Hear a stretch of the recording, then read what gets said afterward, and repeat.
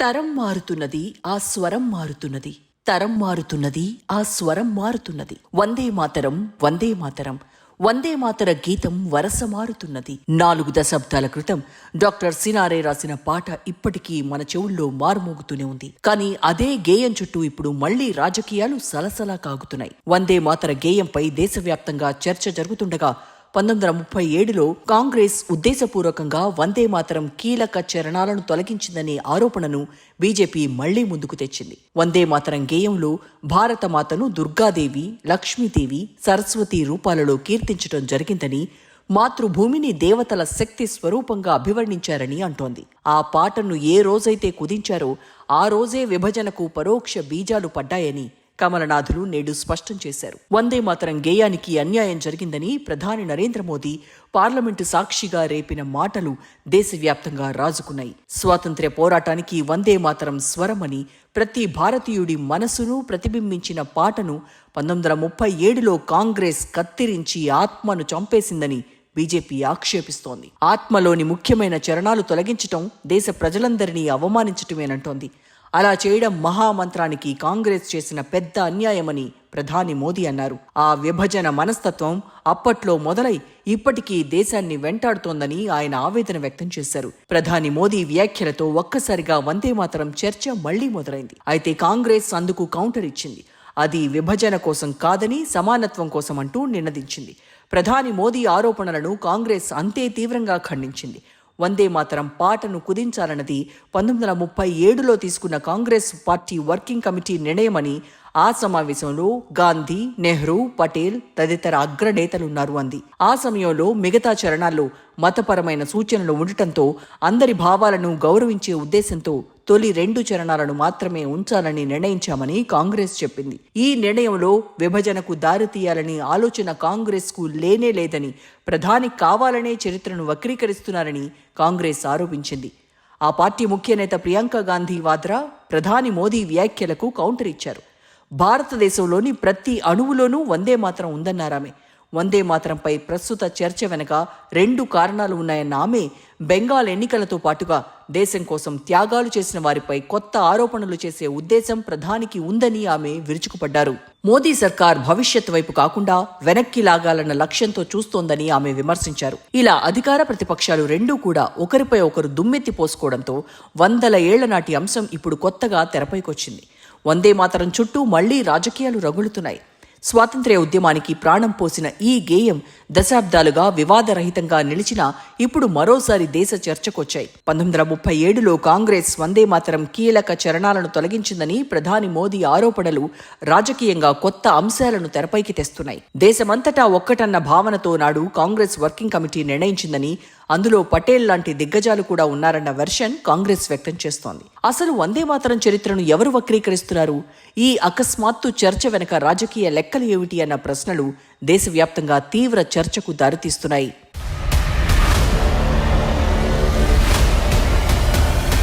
2025 November 7న జాతీయ గేయం వందే మాతరం 150వ వార్షికోత్సవ వేడుకలకు చాలా ముందుగానే ప్రముఖ సంగీత దర్శకుడు ఏఆర్ రెహమాన్ వందే మాతరం ట్యూన్ను ఆధారంగా చేసుకుని మా తుఝే సలాం పాటను స్వరపరిచి భారతీయుల హృదయాలను కట్టిపడేశాడు.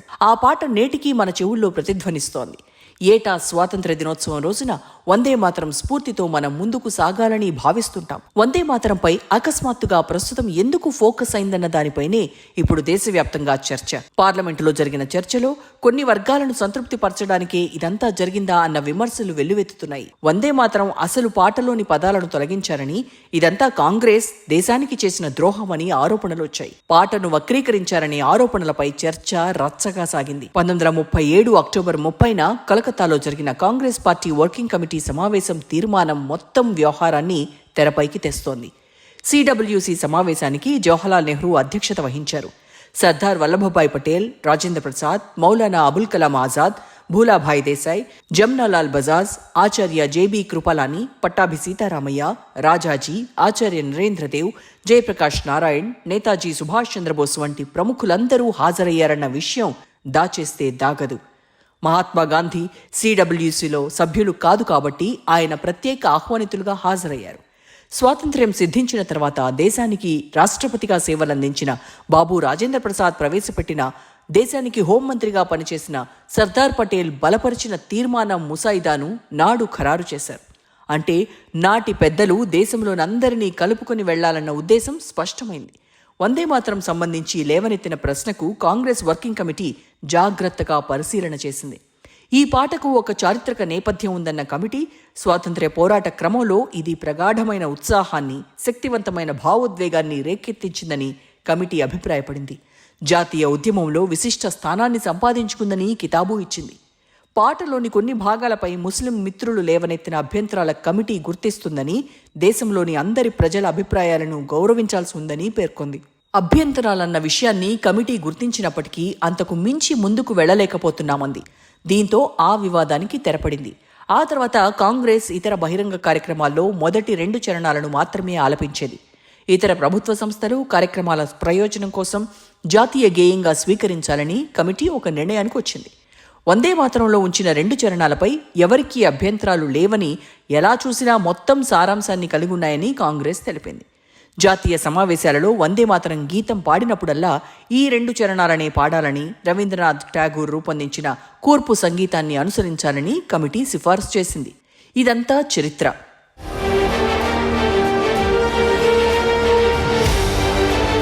ప్రధాని నరేంద్ర మోదీ, సర్దార్ పటేల్ కూడా భాగస్వామిగా ఉన్న సిడబ్ల్యూసి కాంగ్రెస్ వర్కింగ్ కమిటీ తీర్మానాన్ని పరోక్షంగా లక్ష్యంగా చేసుకున్నారు. అయితే తాను జాతీయ నాయకుల సమూహంపై దాడి చేశానని, వారి వ్యాఖ్యలను ఎంపిక చేసుకుని పాయింట్లు సాధించడానికి ప్రయత్నిస్తున్నారని ప్రధానమంత్రి గ్రహించారా? పార్లమెంటులో దీనిపై చర్చించడం వెనక ఉద్దేశం ఏంటి? రాజ్యాంగ పరిషత్తులో ఈ సమస్యను పరిష్కరించిన చాలా కాలం తర్వాత దానిపై రెండోసారి చర్చ ఎందుకు? బంకిం చంద్ర చటర్జీ రచించిన వందే మాతరం గీతం మొదటగా 1875లో బంగాదర్శన్ అనే సాహిత్య పత్రికలో ప్రచురితమైంది. 1896లో జరిగిన కాంగ్రెస్ సమావేశంలో ఠాగూర్ దీనిని ఆలపించారు.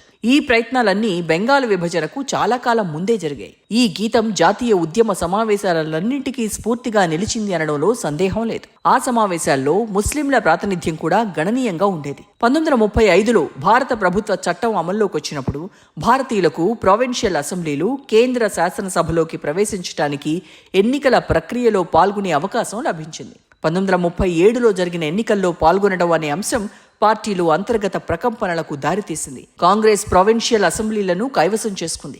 కొన్నింటిని ముస్లిం లీగ్ గెలుచుకుంది.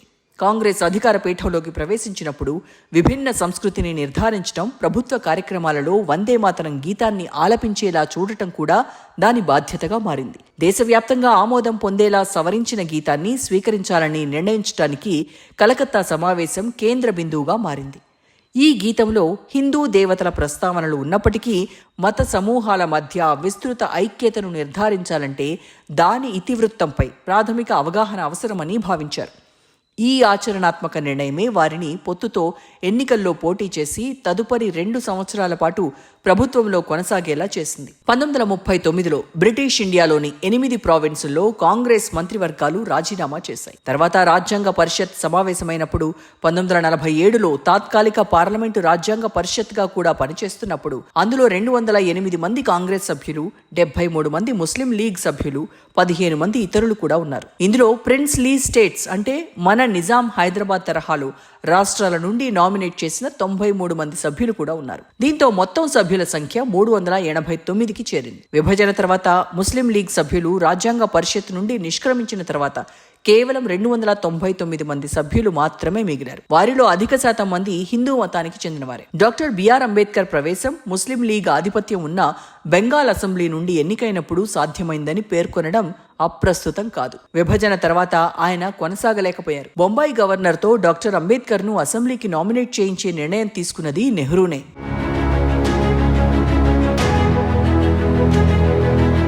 దేశానికి జాతీయ గీతం ఉండాలనే ఆలోచనలు రాజ్యాంగ పరిషత్కు కూడా ఉన్నాయి. పోటీలో ఉన్న 3 ముఖ్యమైన పాటలను సభ్యులకు వినిపించారు. వందే మాతరం, సారే జహాं से अच्छा, జనగణమన. సారే జహాं से अच्छा పాట దాని అర్థంలో లౌకికమైనది. కవాతు బాణీలో ఉన్నప్పటికీ దాని రచయిత అల్లామా మొహమ్మద్ ఇక్బాల్ పాకిస్తాన్కు తీవ్ర మద్దతుదారుగా మారినందున దానిని ఎంపిక చేయలేదు. డాక్టర్ రాజేంద్ర ప్రసాద్ అధ్యక్షుడిగా ఉన్న సభలో 1949లో రాజ్యాంగం తుది ముసాయిదా ఆమోదించిన తర్వాత కూడా 1950లో రాజ్యాంగం అమల్లోకి రావడానికి 2 రోజుల ముందు సభలో ఒక బృందం వందే మాతరం గీతాన్ని ఆలపించింది. అయితే సభ్యులు జనగణమనకు అనుకూలంగా ఉన్నారు. దానిని జాతీయ గీతంగా చేయాలని ఒక తీర్మానాన్ని ఆమోదించారు. 395 అధికరణలు ఉన్న రాజ్యాంగ చట్టంలో భాగంగా ఏ జాతీయ గీతం గురించి కూడా ప్రస్తావించలేదు. 1976లో ఇందిరాగాంధీ హయాంలో 42వ సవరణ ద్వారా మాత్రమే అధికరణ 51A కింద ఒక ప్రాథమిక విధి కోసం ఒక నిబంధన ప్రవేశపెట్టారు. ఇందులో ప్రతి పౌరుడు రాజ్యాంగాన్ని పాటించాలని, దాని ఆదర్శాలను, సంస్థలను, జాతీయ జెండాను, జాతీయ గీతాన్ని గౌరవించాలని నిర్దేశించే ఒక నిబంధన కూడా ఉంది. తర్వాత జాతీయ గౌరవానికి అవమానాలను నివారించే చట్టం 1971 ప్రకారం జాతీయ గీతాన్ని అగౌరవపరచడం శిక్షార్హమైన నేరంగా పరిగణించబడింది. బిజో ఇమాన్యుయల్ వర్సెస్ కేరళ రాష్ట్రం కేసులో భారత సుప్రీంకోర్టు మత స్వేచ్ఛ, భావ ప్రకటన స్వేచ్ఛకు సంబంధించిన రాజ్యాంగ హక్కులను సమర్థించింది. అయితే ఆ చర్యలు ప్రజాశాంతికి భంగం కలిగించకూడదని, జాతీయ చిహ్నాలను అగౌరవపరచకూడదని పేర్కొంది. హిందూ మెజారిటీ ఉన్నప్పటికీ రాజ్యాంగ పరిషత్ జనగణమనను నేషనల్ యాంథమ్గా, జాతీయ గీతంగా ఎంపిక చేసింది. వందే మాతరం దాని ఆమోదించబడిన రూపంలో జాతీయ గేయంగా, నేషనల్ సాంగ్గా ఉంటుందని అభిప్రాయపడింది. సమాన గౌరవం ఇవ్వడంలో భాగంగానే అధికారిక కార్యక్రమాలన్నింట్లో ముందుగా వందే మాతరంతో ప్రారంభిస్తారు, చివరిలో జనగణమనతో ముగిస్తారు. ఈ నేపథ్యంలోనే అధికార పార్టీలోని పార్లమెంటు సభ్యులను ఉద్దేశించి జనగణమనకు ఇచ్చినంత గౌరవాన్ని వందే మాతరానికి కూడా ఇవ్వటానికి అధికరణ 51A కింద ఒక కొత్త ప్రాథమిక విధిని చేర్చాలా వద్దా అని పరిశీలించమని చేసిన అభ్యర్థనపై ఇప్పుడు ఫోకస్ పడుతోంది. వందే మాతరంపై అకస్మాత్తుగా తలెత్తిన ఈ ఉద్వేగం వెనక ఏమైనా ఉందా అని అనుమానాలు కలుగుతున్నాయని మేధావులు చెబుతున్నారు.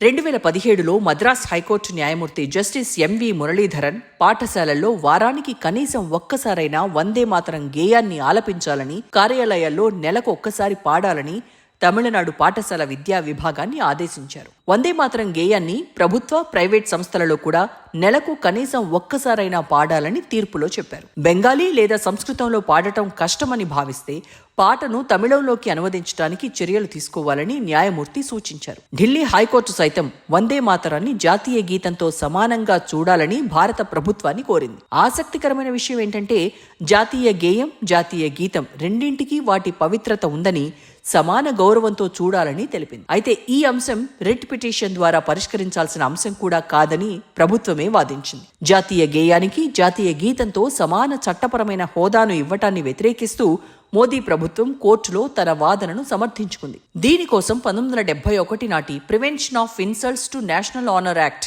జాతీయ గౌరవానికి అవమానాలను నివారించే చట్టాన్ని ప్రస్తావించింది. ఈ చట్టం జాతీయ గీతానికి అవమానించడాన్ని నేరంగా పరిగణించనప్పటికీ జాతీయ గేయానికి సంబంధించి అలాంటి నిబంధన లేకపోవటాన్ని చట్టపరమైన వ్యత్యాసంగా ప్రభుత్వం హైలైట్ చేసింది. తద్వారా రెండింటి మధ్య ఉన్న చట్టపరమైన తేడా స్పష్టమవుతుందని వాదించింది. ఇదంతా మన కళ్ల ముందే జరుగుతోంది. ప్రభుత్వం ఏం చెబుతోంది, కోర్టుల్లో వాదనలు ఎలా జరుగుతున్నాయి, విపక్షాలు ఏం చెబుతున్నాయో మనం చూస్తూనే ఉన్నాం. రాజ్యాంగ పరిషత్ జాతీయ గీతాన్ని ఖరారు చేసిన 75 ఏళ్ల తర్వాత ఇప్పుడు దానిపై కొత్త వివాదాన్ని సృష్టించడానికి ప్రయత్నించడంపై విమర్శలు వెల్లువెత్తుతున్నాయి. ప్రభుత్వం ఉద్దేశాలపై విపక్షాలు సందేహాలు వ్యక్తం చేస్తున్నాయి. జమ్మూ కశ్మీర్ ప్రత్యేక హోదాను రద్దు చేయడానికి చేసిన ప్రక్రియ తరహాలో పార్లమెంటు సాధారణ తీర్మానం ద్వారా జాతీయ గేయాన్ని కూడా అలాగే ఏదైనా చేయాలన్న ఉద్దేశం ఏమైనా ఉందా అన్న అనుమానాలు విపక్షాలు వ్యక్తం చేస్తున్నాయి. ప్రస్తుతం చర్చనీయాంశంగా లేని ఒక విషయానికి ఇప్పుడు ఎనలేని ప్రాధాన్యత, ప్రచారం కల్పించడం ద్వారా ప్రధాని నరేంద్ర మోదీ సర్కార్ తర్వాత ఏదో చేయబోతోందన్న సంకేతాలు అందుతున్నాయన్న భావనను కొందరు విపక్ష నేతలు ప్రస్తావిస్తున్నారు. భారత రాజ్యాంగానికి, దానికి విరుద్ధమైన ఏ చట్టానికి భంగం కలిగించకుండా దేశానికి ఒక విభిన్న జాతీయ గేయాన్ని తీసుకొస్తారేమోనన్న అభిప్రాయం కలుగుతోందంటున్నారు. వందే మాతరం వివాదం పైకి చారిత్రక చర్చలా కనిపించినా లోపల రాజకీయ వ్యూహాలు, భవిష్యత్తు మార్పుల సంకేతాలు స్పష్టంగా వినిపిస్తున్నాయి. రాజ్యాంగ పరిషత్ 75 ఏళ్ల క్రితం పరిష్కరించిన అంశాన్ని మళ్లీ తెరపైకి తేవడం వెనక అసలు ఉద్దేశం ఏంటన్న దానిపైన ఇప్పుడు అందరూ పరిశోధిస్తున్నారు. వందే మాతరానికి కొత్త చట్టపరమైన హోదా ఇవ్వాలన్న ఆలోచన లేక ఇంకేమన్నా ఆలోచన ఉందా